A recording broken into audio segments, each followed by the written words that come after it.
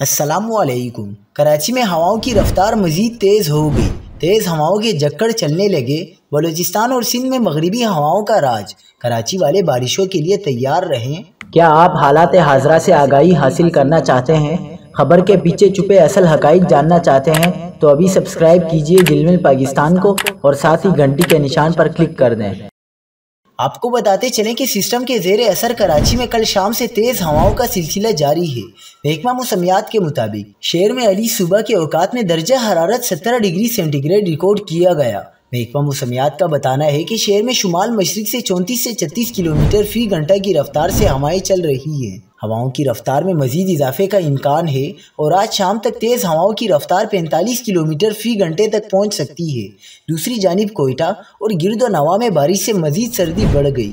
گوادر، خاران، رحیم یار خان اور جہلم میں بھی بارش ہوئی۔